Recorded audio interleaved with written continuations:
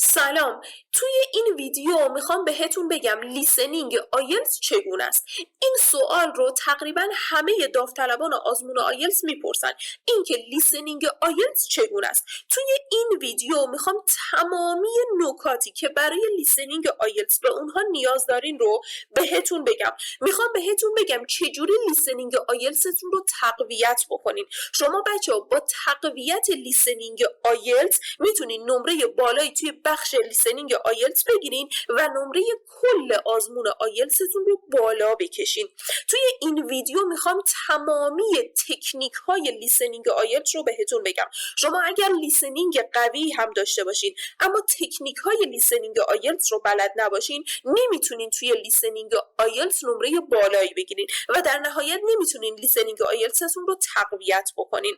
میخوام بهتون بگم آموزش لیسنینگ آیلتس چجوریه. شما باید چجوری آموزش ببینین که بتونین لیسنینگ آیلتستون رو تقویت بکنین و در نهایت چجوری تمرین لیسنینگ آیلتستون رو انجام بدین. خیلی از بچه‌ها اصلا بلد نیستن چجوری لیسنینگ آیلتس رو باید تمرین بکنن. و مهمترین قسمت اینکه منابع لیسنینگ آیلتس کدوم ها هستن. شما باید منابع معتبر و قابل اطمینانی برای لیسنینگ آیلتس داشته باشین که بتونین نمره خوبی توی بخش لیسنینگ آزمون آیلتس بگیرین. خب بریم اولین سوال رو جواب بدیم. لیسنینگ آیلتس چگونه است؟ ببینید لیسنینگ آیلتس هم برای آزمون آیلتس آکادمیک و هم برای آزمون آیلتس جنرال یکسانه. به شما 40 تا سوال داده میشه توی آزمون لیسنینگ آیلتس که این 40 تا سوال به 4 قسمت تقسیم شدن. شما برای هر جواب درست 1 نمره میگیرید. یعنی شما اگر 16 تا جواب درست داشته باشین، 40 تا سوال دارین، اگر 16 تا جواب درست داشته باشین به شما نمره 5 رو میدن. اگر 30 تا سوال رو از 40 سوال درست جواب بدین نمره 7 میگیرین. یعنی فقط شما 10 تا سوال رو غلط بزنین نمره 7 میگیرین. پس گرفتن نمره بالا توی لیسنینگ آیلتس اونقدر هم سخت نیست. کافیه فقط 30 تا سوال رو درست جواب بدین. یعنی نهایتا 10 تا غلط داشته باشین که نمره 7 رو بگیرین که نمره خیلی خوبی هستش توی لیسنینگ آیلتس. اگر بتونین 35 تا سوال رو درست جواب بدین از 40 تا سوال نمره 8 رو میگیرین که نمره خیلی خوبی هستش و دستیابی بهش خیلی سخت نیست. تا پایان این ویدیو بهتون میگم چجوری نمره 7 به بالا توی لیسنینگ آیلتس بگیرین.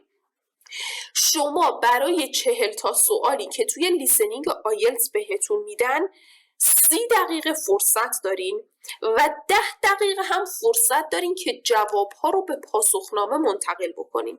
یعنی در واقع 40 دقیقه زمان دارین، 40 تا سوال دارین و 40 دقیقه زمان. ولی یادتون نره 10 دقیقه شما فرصت دارین که جوابها رو به پاسخنامه انتقال بدین. یعنی در واقع شما 30 دقیقه زمان دارین برای جواب دادن به سوالها. حواستون باشه. هر قسمت توی لیسنینگ آیلتس فقط 1 بار پخش میشه و هیچ پاز یا توقفی بین قسمت‌های مختلف وجود نداره. خب اگه یادتون باشه الان بهتون گفتم 40 تا سوال توی آزمون آیلتس بهتون میدن که به 4 قسمت تقسیم میشه. حالا این 4 قسمت به چه صورت هستش؟ ما 4 تا پارت توی لیسنینگ آیلتس داریم که باید بدونیم توی هر پارتی قراره چه اتفاقی بیفته. توی پارت 1 شما صدای 2 نفر رو میشنوین. یعنی 2 نفر دارن با هم صحبت میکنن، مکالمه بین 2 نفر اتفاق میفته که این مکالمه ممکنه مثلا توی یک هتل باشه، توی یک فروشگاه باشه یا در مورد یک هتل و در مورد یک فروشگاه باشه. ولی توی پارت 1 به هر حال شما صدای 2 نفر رو میشنوین که دارن با هم صحبت میکنن. توی پارت 2 لیسنینگ آیلتس 1 نفر صحبت میکنه. یعنی صحبت تک نفر است. 1 نفر در مورد یک تاپیک میاد و صحبت میکنه. توی پارت 3 لیسنینگ آیلتس باز هم مکالمه بین 2 نفر اتفاق میفته. یعنی شما صدای 2 نفر رو میشنوین. اما تاپیکی که در موردش صحبت میشه توی پارت 3 یه مسئله و تاپیک علمی هستش که مثلا 2 تا دانشجو دارن در موردش بحث میکنن با هم دیگه. توی پارت 4 لیسنینگ آیلتس 1 نفر صحبت میکنه و در مورد یک تاپیک صحبت میکنه، مثلا سخنرانی در داخل یک دانشگاه رو داره انجام میده و شما باید به اون سخنرانی گوش بدین، یعنی باز هم یکم سخت‌تر میشه نسبت به پارت های 1 تا 3. پارت 4 از همه سخت‌تر میشه. خب این 4 تا پارتی که قراره توی لیسنینگ آیلتس شما بهشون گوش بدین.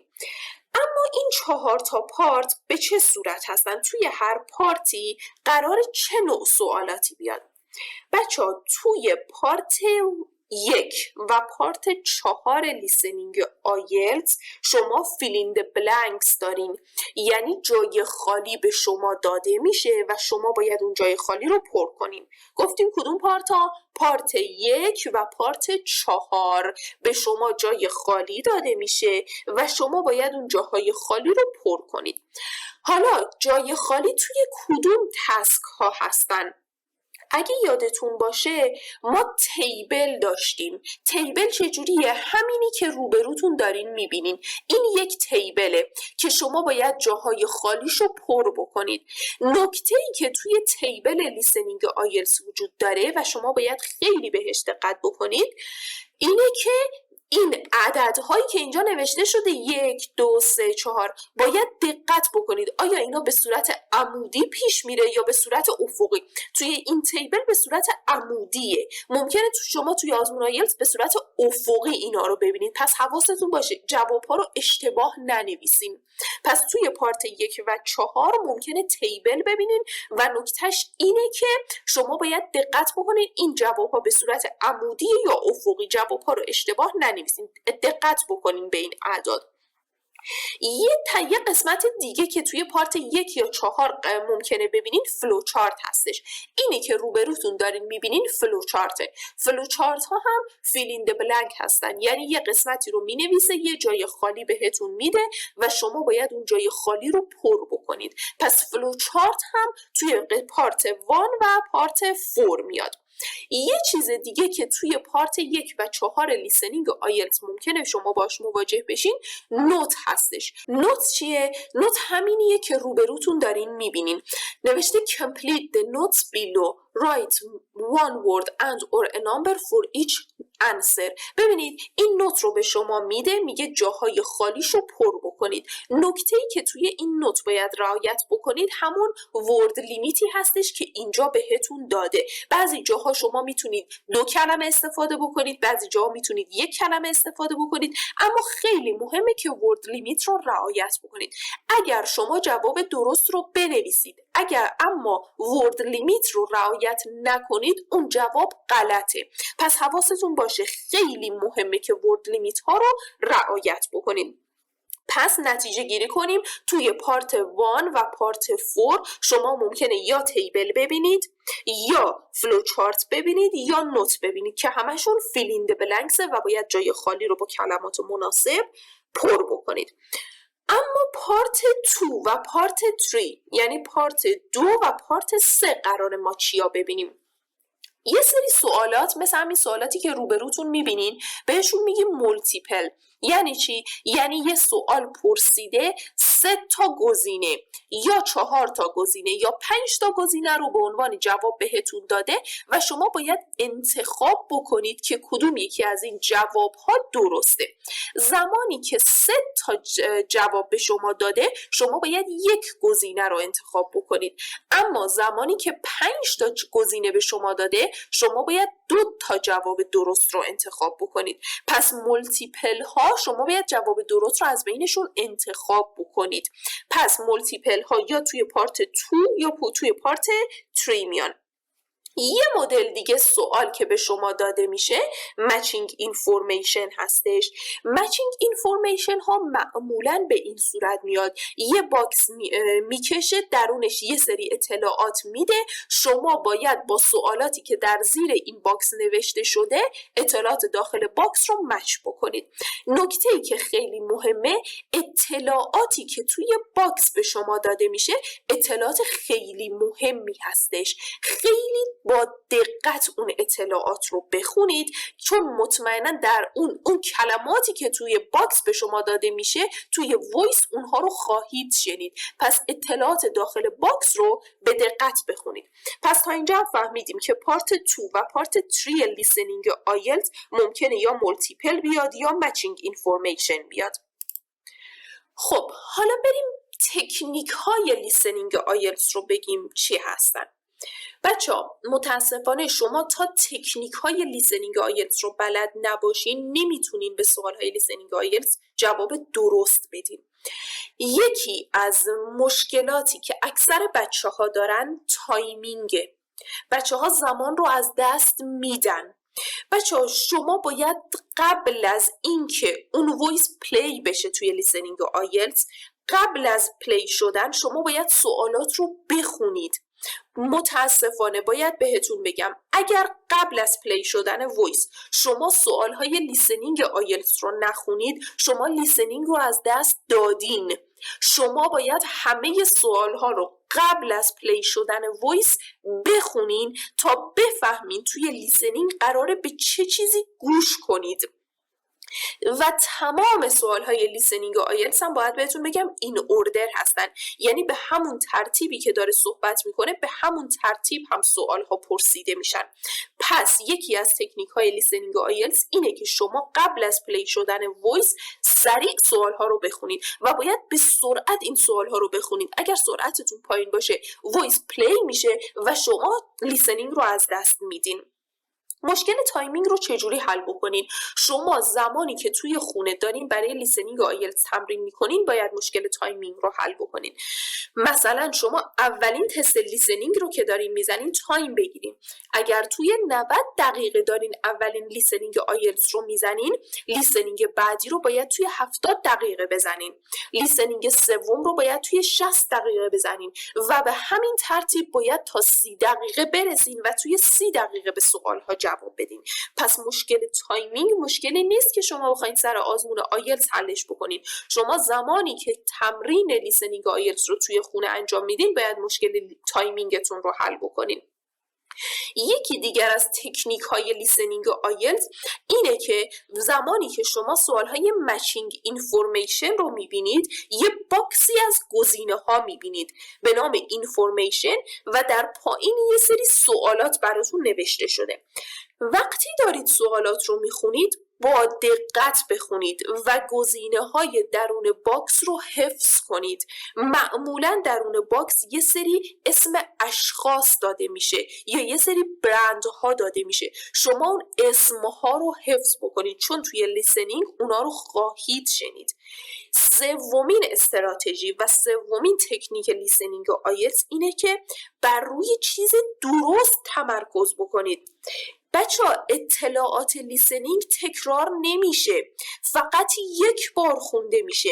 اگر یک جواب رو از دست دادین منتظر نمونین، روش فکر نکنین، به سوال بعدی برین. در آخر امتحان به اون سوالی که از دست دادین فکر بکنین. در غیر این صورت شما بقیه سوالات رو هم از دست میدین. پس جوابی رو که از دست دادین ازش بگذرین، برین سوال بعدی. یکی دیگر از تکنیک های لیسنینگ آیلتس اینه که زیر کیورد ها خط بکشین. زمانی که زیر کیورد ها خط میکشین یا انتونیمش رو میشنوی یا سینونیمش رو میشنوی و با استفاده از اون به راحتی میتونی جواب رو پیدا بکنی. تکنیک بعدی برای لیسنینگ آیلتس اینه که سوال بدون پاسخ نداشته باشین. اگر نمیدونین جواب این سوال چیه حدس بزنین. شما به خاطر جواب اشتباه نمره از دست نمیدین. پس سوال بدون پاسخ نداشته باشین. یه نکته دیگه که باید بهتون بگم این که شما هم میتونین اسپلینگ بریتیش داشته باشین، هم میتونین اسپلینگ امریکن داشته باشین، فرقی نمیکنه، هر دوتاش درسته. اما تقویت لیسنینگ آیلتس چجوری هستش؟ در واقع شما باید توی خونه زمانی که برای لیسنینگ آیلتس دارین خودتون رو آماده میکنین، باید چجوری لیسنینگ آیلتس خودتون رو تقویت بکنین. یکی از بهترین کتاب هایی که میتونین برای تقویت لیسنینگ آیلتس ازش استفاده بکنین کتاب های کمبریج هستن.